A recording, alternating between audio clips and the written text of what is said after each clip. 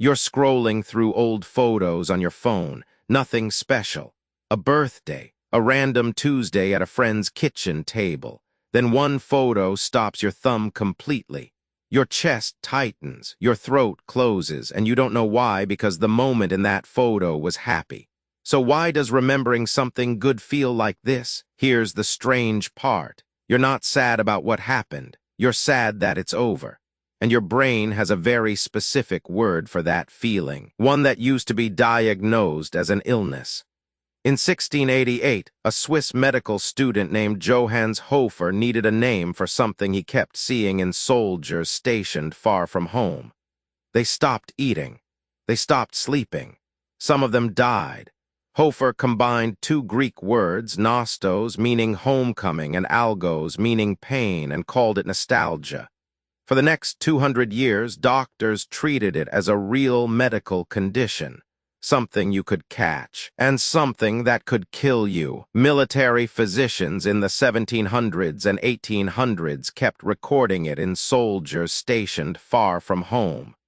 In some units, certain folk songs were reportedly restricted because just hearing the melody was enough to trigger a collapse. A tune wasn't just a tune. It was treated as something dangerous, something that could physically undo a grown man in uniform. But here's what's strange. If nostalgia is a disease, it's the only one that people go looking for on purpose. You replay the same song from 10 years ago. You rewatch the show you grew up with. You scroll back through photos you've already seen 100 times. Nobody does that with a fever. So somewhere between the 1600s and now, something flipped. And the person who found out why is a psychologist named Konstantin Sedekides. In the early 2000s, Sedekides and his team at the University of Southampton started asking a simple question. If nostalgia hurts, why do people keep choosing it? They ran study after study, asking people to describe a nostalgic memory in detail, then measuring their mood right after. Sometimes they compared it against people asked to describe an ordinary, non-nostalgic memory instead, just to isolate what nostalgia specifically was doing that regular remembering wasn't. And the results didn't fit the old disease model at all. People didn't come out sadder. They came out feeling more loved, more connected, and more certain that their life had meaning. Nostalgia wasn't dragging people backward. It was doing something for them in the present, but it wasn't simple happiness either.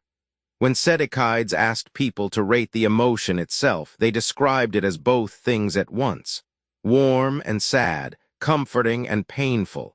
Researchers eventually landed on a term for this mixture, bittersweet, not a blend that cancels out, but two feelings running side by side, refusing to resolve into one. And that's exactly why it catches you off guard.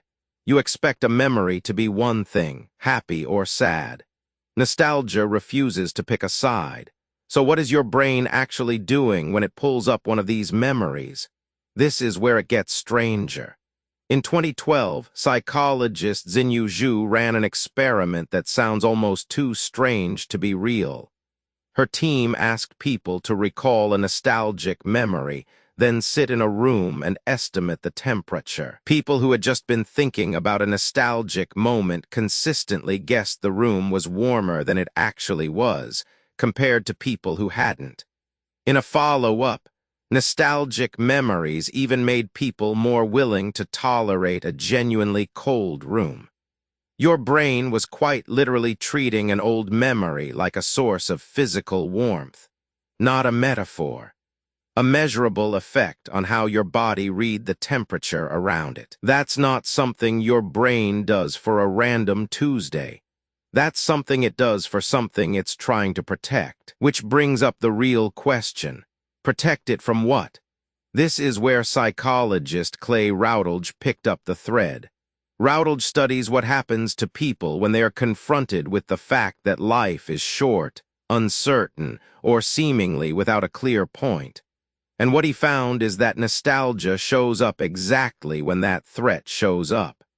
In his research, people who were prompted to think about death, loneliness, or meaninglessness were significantly more likely to reach for a nostalgic memory afterward, without being told to. And once they did, their sense that life had meaning went right back up. Nostalgia wasn't a symptom of missing the past. It was a tool your mind reached for on its own, to remind you that your life has held people, moments, and connection worth having. There's a reason nostalgia so often arrives uninvited, too. Researchers who study memory have long noted that scent is one of the fastest routes to an old memory, faster and more emotionally intense than a photo or a sound. The nerve pathway for smell runs almost directly into the brain's memory and emotion centers, without passing through as much of the filtering that other senses go through first. That's a general finding across decades of memory research, not tied to one single study, but it explains something you've probably felt. A stranger's perfume, a specific brand of sunscreen, the inside of an old car. None of it is a choice. It just arrives fully formed and pulls the rest of the memory in behind it. So here's the reversal. For 300 years, nostalgia was treated as a weakness, a sickness that pulled you backward and made you unfit for the present. But the research says almost the opposite. It's one of the only mechanisms your brain has for stitching your past self and your present self into one continuous person, especially in the moments you feel most disconnected from both. And that's the part that explains the tears. Think about what's actually happening when an old photo stops your thumb. Your brain isn't just retrieving an image. It's comparing two versions of you across a gap of time, the one who was in that kitchen and the one holding the phone right now. For a second, both of you are real at once. And then the moment closes again and you're back to just one of you. That closing is what you feel as sadness. But the fact that the comparison happened at all, that your brain still recognizes both versions as you, that's not loss. That's continuity. Proof that the thread hasn't been cut. There's one more piece worth knowing. Nostalgia isn't evenly distributed across your memory. Most people's strongest nostalgic pull comes from a specific window, roughly their teenage years through their late 20s. Researchers call it the reminiscence bump. It's the period when you're forming an identity for the first time, choosing what you like, who you spend time with, who you're going to be, so the brain files those years with extra weight compared to almost everything that comes after. It's part of why people in their 40s and 50s often say the music from their teenage years still feels like the only real music, even when they genuinely enjoy newer songs. It's not nostalgia for the song. It's nostalgia for the version of themselves who first heard it, which is part of why a song from when you were 19 can undo you in a way a song from last month usually can't. It's not just an old memory. It's a memory from when you were becoming who you are. Think about how often this actually happens to you. A playlist shuffles into a song you haven't heard in 8 years, and for 3 minutes you're not in your car anymore. A specific smell in a stairwell puts you back in a house you haven't lived in since you were 12. None of it is voluntary.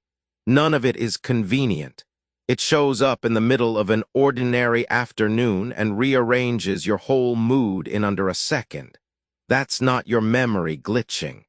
That's the exact mechanism Sedicides and Routledge were describing, just happening to you in real time instead of in a lab. So the next time an old photo stops your thumb, or a song from years ago catches you off guard in the car, you don't have to explain away the tightness in your chest. It isn't your brain malfunctioning.